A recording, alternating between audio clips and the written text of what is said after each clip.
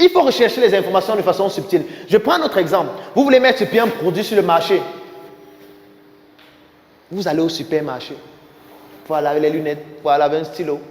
Si vous avez un téléphone que vous pouvez utiliser de façon stratégique, vous y allez avec. Vous arrivez au rayon du produit où on vend les produits similaires. Vous regardez les marques, les entreprises qui produisent cela. Les entreprises là viennent de quel pays? Si c'est un jus de fruits, est-ce que c'est vraiment des fruits qu'il y a à l'intérieur? Quand on vous dit que top ananas, est-ce que vous avez déjà vu des camions d'ananas qui entrent aux brasseries et qu'on l'écrase et on met dans les jus? Quand on vous dit que l'eau minérale citronnée, est-ce que vous avez vu des camions de citron qui entrent dans ces entreprises-là, dans ces usines et qu'on presse pour mettre dans l'eau? D'où ça provient? Est-ce que ce sont juste des édulcorants? Est-ce que ce sont juste des arômes? Est-ce que ce sont des nectars? Est-ce que ce sont des compotes? Pourquoi leur usine est installée dans telle ville et pas dans une autre? Ça, c'est une information stratégique. Il faut faire très attention. Si une entreprise décide de s'installer à Boya, ce n'est pas au hasard. Il y a une raison stratégique. Soit c'est parce que les fournisseurs, peut-être là-bas, ça coûte moins cher de trouver le produit. Soit là-bas, ils ont leur propre plantation où ils peuvent avoir le produit et il n'y a pas le transport, ce qui fait que ça réduit les coûts. Soit là-bas, le climat est plus propice pour faire leurs produits par rapport à une autre ville. Il faut comprendre. Vous ne pouvez pas avoir un concurrent qui est installé à Bamenda. Vous n'essayez pas de comprendre pourquoi vous êtes installé à Douala. Ça veut dire que vous ne comprenez rien dans l'intelligence économique. Quand on parle d'identification et de recherche de l'information, c'est de ça qu'il s'agit. Il faut rechercher toutes les informations possibles. S'il a un site internet, vous allez dans son site. Il y a ce qu'on appelle les flux RSS. Ce sont des petites applications qu'on met dans les sites internet pour que ça nous informe en temps réel des modifications qu'on fait dans le site. Et c'est pertinent. Parce que supposons que vous faites des jus de fruits, d'ananas, papaye, mangue, etc. Vous avez un concurrent qui fait aussi les jus de fruits, ananas, papaye, mangue, etc. Si un jour, il enlève un de ces produits de son site internet, vous devez être informé de ça en temps réel. Parce que s'il enlève le produit de son site ou des rayons, c'est parce que peut-être la matière première n'est plus disponible, peut-être ce n'est plus rentable, il y a certainement eu un problème avec ça. Il faut que vous puissiez anticiper dessus rapidement. Sinon, vous allez avoir le même problème dans très peu de temps.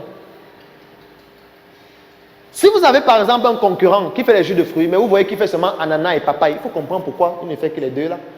Pourquoi il ne fait pas goyave? Toi qui veux aller faire goyave là, pourquoi lui il ne fait pas la goyave? Est-ce que c'est parce que c'est un produit saisonnier? Est-ce que c'est parce qu'il préfère celui-là parce que c'est disponible tout au long de l'année? Est-ce que c'est parce que c'est plus rentable? Est-ce que c'est parce que lorsqu'on transforme, ça revient moins cher, le coût de production, donc on gagne plus? Est-ce que c'est parce que les clients préfèrent ça par rapport aux autres? Lui, il a déjà mené ces études-là. C'est pour ça qu'il fonctionne et c'est pour ça qu'il gagne de l'argent.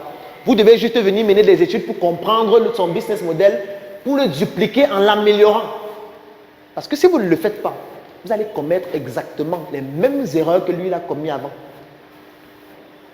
Sans rien apprendre de cela. Et lui, il ne va jamais vous dire ça ouvertement.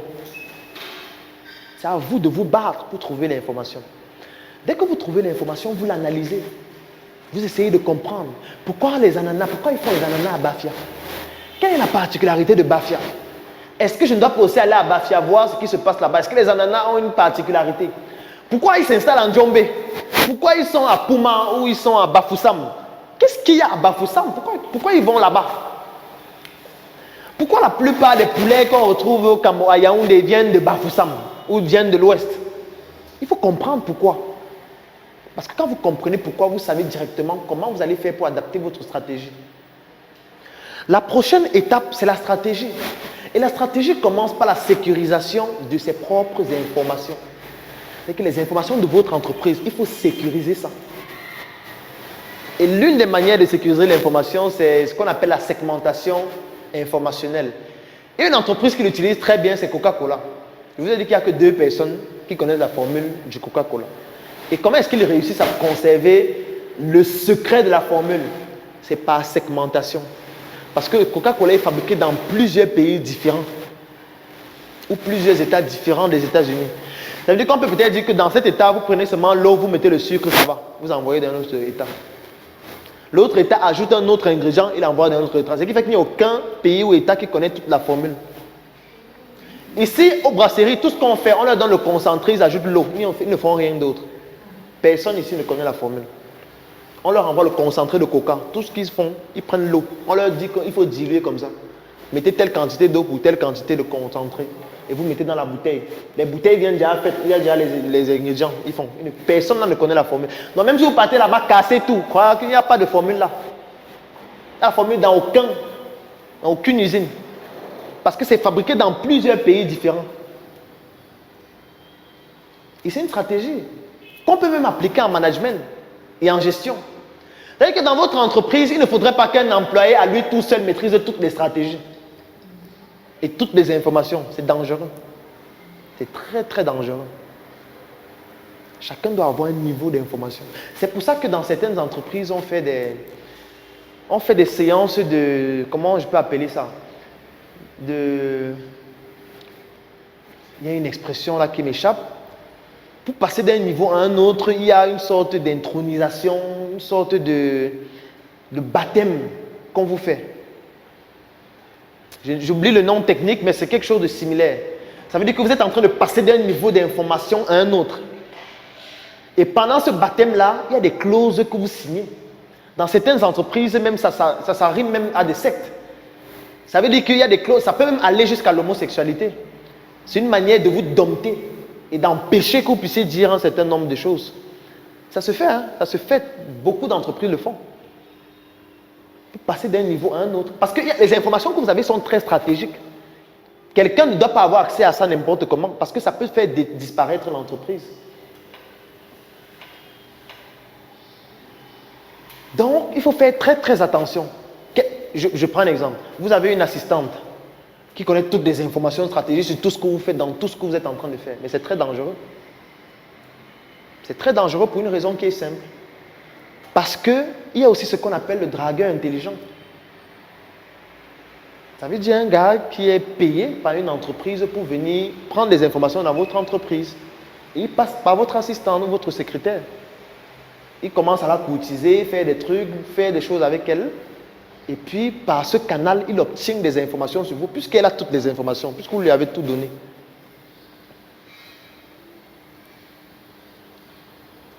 Très dangereux.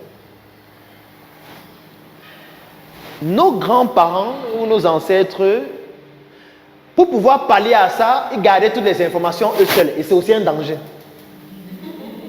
C'est pour ça que quand ils meurent, l'entreprise disparaît. Et il connaît tout seul. Il ne veut dire rien à personne. Il connaît son business seul. Et vous venez seulement, il dit que bon, va au marché, va acheter ça, va faire ceci. Lui, il fait tout seul. Mais sauf que quand il part, personne aussi ne sait comment ça se passe et ça disparaît. Donc il faut trouver le juste milieu. Il faut trouver un moyen de segmenter pour que chacun ait une partie d'information, mais que quand ils mettent ça ensemble, ça forme le puzzle. Mais que individuellement, personne ne peut créer le puzzle seul. Sauf des personnes en qui vous avez énormément confiance. Un autre élément très stratégique, c'est l'influence et le lobbying. Ce n'est que lorsque